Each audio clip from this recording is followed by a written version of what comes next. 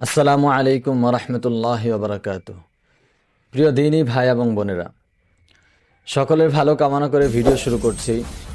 আজকের এই ভিডিওতে আলোচনা করব আমরা কোরআনী একটা আয়াতের মাধ্যমে আল্লাহ তাআলার কাছে প্রার্থনা করব যে আল্লাহ আমাদেরকে সকল মুসিবত থেকে আপনি উদ্ধার করেন, আপনি আমাদেরকে হেফাজত করেন।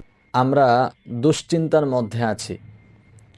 তো গ্রহণযোগ্য একটি আয়াত আছে কোরআন শরীফের, যে আয়াতটি পাঠ করলে আপনি আর আমি আল্লাহ তাআলার কাছে প্রিয় হয়ে যাব, পাশাপাশি আমাদের মুসিবতটাও দূরীভূত হয়ে যাবে।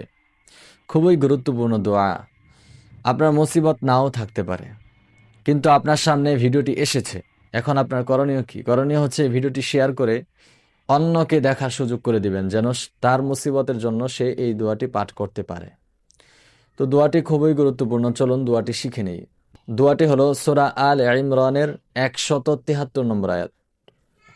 সূরা আল ইমরানের 173 নম্বর আয়াত। আয়াতটি বেশি একটা বড়ও না, একদম ছোট। রমজান মাস আসতেছে, রমজান মাসে বেশি বেশি পাঠ করবেন, কারণ আমাদের মাঝে এমন কোনো মানুষ নেই যার মুসিবত নেই। আমার নিজেরও আছে, আমি নিজেও পাঠ করি, পাশাপাশি আপনাদেরকে নিয়ে পাঠ করতে চাই, তাই আর কি বলা। তো চলুন দোয়াটি শিখে নেই। দোয়াটি হলো হাসবুনাল্লাহু ওয়া নি'মাল ওয়াকিল। আপনারা অনেকে জানেন, এটা অনেকে পড়ে, ইমাম সাহেবরা নামাজের পর পাঠ করে, শুনেছেন। তো ভালো করে শিখে নেন, হাসবুনাল্লাহু ওয়া নি'মাল ওয়াকিল।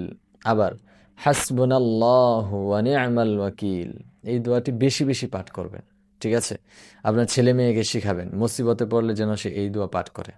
ছোটবেলা থেকে শিক্ষা দিয়ে বড় করবেন। এতে কি হবে? সে যে ছোটবেলায় যে দোয়াটা শিখেছে, মুসিবতে পড়লে এই দোয়াটা সে পড়বে, কারণ তার মাথায় এটা ঢুকে গেছে। পারিবারিক শিক্ষাটা বড় শিক্ষা। সুতরাং আপনার আশেপাশে যারা আছেন তাদেরকেও শিখাবেন। তো দোয়াটি আবার বলছি পরিশেষে, হাসবুনাল্লাহু ওয়া নি'মাল ওয়াকিল। আমরা সকলেই পাঠ করব। আমরা মানুষ, আমরা কোনো মুসিবত থেকে খালি নই।